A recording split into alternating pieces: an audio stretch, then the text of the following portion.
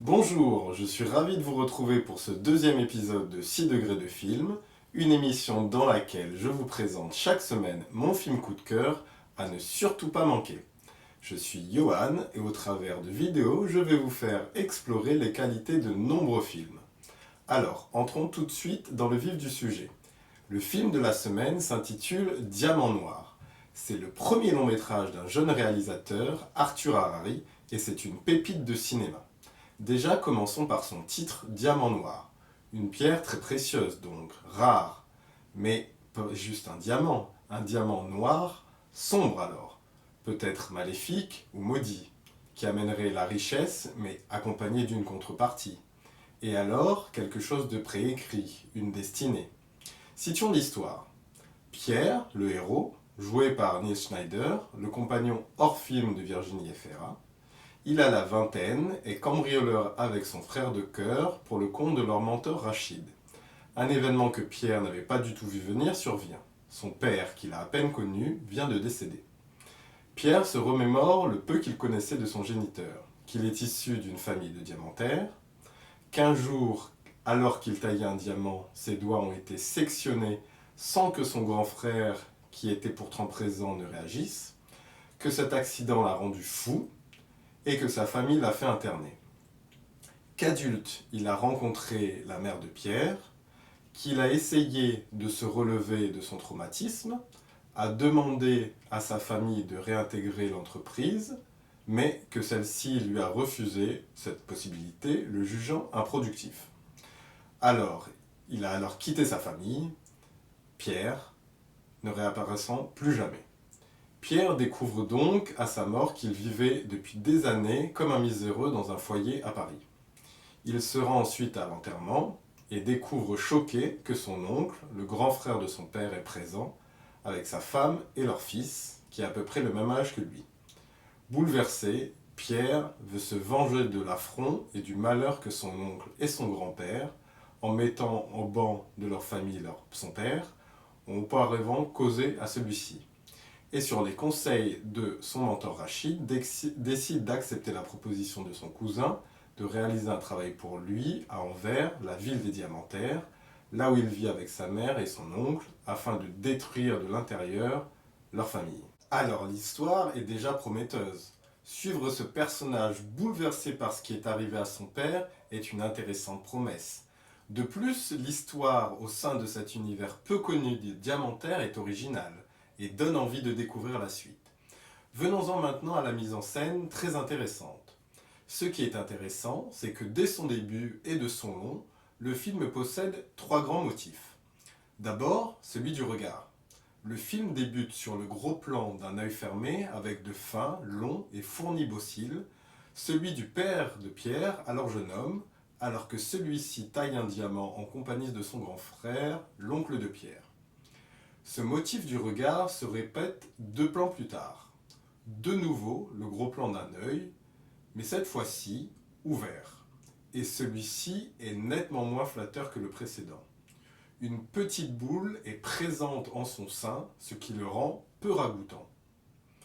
Quelques plans plus tard, ce motif du regard ressurgit, sous la forme d'un plan en vue subjective. Pierre rejoue mentalement le parcours des différentes pièces parcourues d'une maison lors d'un repérage en vue d'un cambriolage.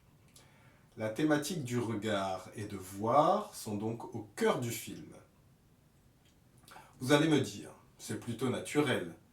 Le film, prenant place dans l'univers des tailleurs de diamants, l'œil est pour cette activité un outil primordial. D'ailleurs, plus tard dans le film, après de nombreuses séances de taillage de diamants, et après son insertion dans le monde des diamantaires, Pierre se verra entendre dire par l'ami de son oncle qui le chapeaute qu'il doit prendre soin de ses yeux car ils sont ses outils de travail. Le second intéressant motif du film est celui du corps, qui apparaît dès la première séquence, lors de l'accident du taillage de diamants du père de Pierre, avec le sectionnement net de ses doigts. Ce motif du corps se retrouve évidemment dans les différents gros plans sur les yeux, l'œil du père de Pierre, jeune homme, ainsi que celui de Pierre. Le troisième motif du film est celui de l'esprit. Dans 2 séquences, Pierre reconstitue mentalement la disposition de lieu et les éléments s'y trouvant. On peut aussi noter que le cousin de Pierre est victime de crise mentale, d'épilepsie. Ces 3 motifs, regard, corps, esprit, sont donc les mini-cœurs du film. Ils sont sa colonne vertébrale, mais participent également à l'agissement du héros. Pierre, possédant ces 3 facultés, est à l'aise comme cambrioleur, il a le regard, il est capable de saisir avec brièveté un environnement et ses détails, il a le corps, il est discret et se met en silence, et, à la différence de son père qui, une main en moins, n'était plus capable de tailler des diamants, possède lui l'intégralité de son corps. Enfin, le troisième motif du film est celui de l'esprit. Pierre possède une mémoire mentale et sait reconstituer l'espace de lieu de tête. Dès lors, Pierre possède 3 aptitudes indispensables lui permettant d'exécuter son plan, c'est-à-dire faire payer son oncle et donc pouvoir venger son père. Voilà déjà pour les 3 motifs intéressants du film. Le second point du film est que le réalisateur affirme à travers son film que l'activité de cambrioleur ou lapidaire, tailleur de pierre, met en œuvre les mêmes capitaux, regard, corps, mental. Le plan de Pierre pour venger son père est donc d'améliorer son corps, le geste, Pierre possédant, à la différence de son père, l'intégralité de ses membres, donc l'outil indispensable et donc n'est pas empêché. Cela dit, si au-delà d'une inexpérience pratique, ces 3 aptitudes sont déjà maîtrisées par Pierre, cela le place dans de solides prédispositions quant à l'activité de tailleur de pierre, ce qui va effectivement être le cas. Au fil du film, on l'observera au fur et à mesure, par le biais de paroles du personnage de l'ami de son oncle, qui est son maître d'apprentissage. Cependant, si nous avons été attentifs aux actions de Pierre, revenons par exemple à une scène, et le film est fort dans l'économie de ces scènes, la scène dans laquelle les aptitudes de Pierre sont mises en situation, celle du cambriolage initial, on remarquera que celui-ci n'était pas parfait. Pierre se cogne contre un mur, cela voulant dire qu'il ne maîtrise pas encore totalement l'élément corps.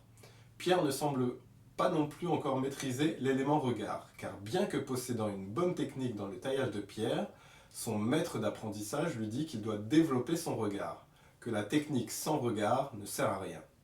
Pierre doit donc apprendre à mieux se servir de son corps, les gestes, et développer son regard, ce qu'il va s'évertuer de réaliser jusqu'à la séquence de bascule finale.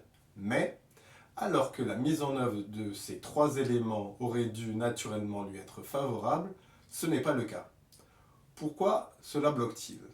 Parce qu'en fait, Pierre n'est pas déficient des éléments corps et vision, la présence d'une main, un défaut de regard, mais possède une déficience sur le 3e élément, c'est-à-dire le mental. La carence est mentale.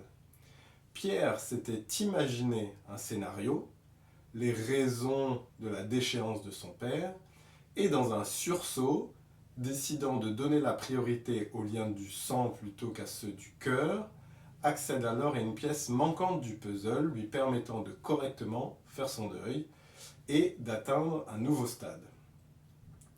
Pour l'auteur du film, bien voir mentalement, c'est-à-dire être en phase, est la condition indispensable avant celle de posséder le regard ainsi que le corps. Car si le mental est biaisé, alors le château ne tient pas. Diamant Noir est donc un film sur le regard, le corps, le mental. Vous allez me dire que le film est dans les clous avec ces thématiques. Mais que bon, les films sur les images manquantes, c'est pas ce qui manque.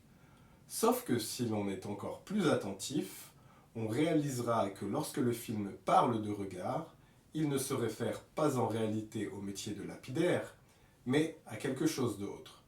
Et ce quelque chose d'autre, c'est le cinéma, et surtout le métier de réalisateur. Je m'explique. Diamant Noir est en fait une métaphore de la vision du réalisateur sur son métier. Pour comprendre ceci, revenons à la première activité de Pierre, être cambrioleur.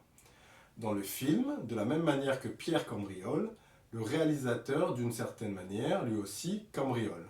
utilisant des effets stylistiques de mise en scène souvent utilisés dans les films noirs. Premier exemple, le fondu dans l'image lorsque Pierre est assis sur un banc peu après le décès de son père. Effet très années 70 de films policiers. Autre exemple, les plusieurs séquences zoomées depuis des cadrages très larges. La séquence de fin à la gare. Par ailleurs, l'auteur fait directement le parallèle entre le métier de réalisateur et celui de lapidaire. Que ce soit pour un diamant ou un bon film, il s'agit de révéler toute la belle lumière de ce qui est regardé, de trouver le bon angle avant tout. La question du regard est donc primordiale, car maîtriser la technique n'est que détail. Le film le dit, tout le monde peut maîtriser la technique en 3 jours, mais il est nécessaire de façonner un regard afin de faire la différence. Diamant Noir est donc un manifeste sur le cinéma. Il le dit de nouveau, si chaque pierre est identique, alors la pierre devient une pierre morte. Dixit, si le film n'a pas de regard, alors c'est un film de plus, un film mort. Alors, pour conclure, ce genre de manifeste se retrouve de plus en plus souvent dans les films récents. Les films à tiroir ou métafilms qui avancent avec leurs gros sabots. Mais ce n'est pas le cas de Diamant Noir, car ce manifeste est une sous-couche inconsciente du film. Comme Pierre fait confiance à sa famille, le réalisateur fait confiance à ses aptitudes et à sa famille de cinéma. Il sait d'effets d'image mentale, et les effets de mise en scène qu'il emploie sont alors neutres, plus chargés d'histoire, comme rechargés à leur source, ils vivent une nouvelle vie. Du coup, plutôt que de ressentir comme très esthétique, par exemple, la séquence de l'accident du père de Pierre, et se dire qu'on a affaire à un réalisateur de type meilleur ouvrier de France, la séquence possède plutôt une sorte de non-âge, de tout âge. En soi, Diamant Noir est un film apportant une nouvelle facette à ce type de film, le rendant intéressant et le donnant à voir. Voilà, c'est la fin de cet épisode de 6 degrés de film, j'espère qu'il vous a plu. Pour voir Diamant Noir, c'est gratuit, c'est sur France TV Replay. Quant à moi, je vous souhaite un très bon film et vous dis à la semaine prochaine pour une nouvelle vidéo. D'ici là, continuez d'aller au cinéma, c'est toujours un plaisir. Tchuss!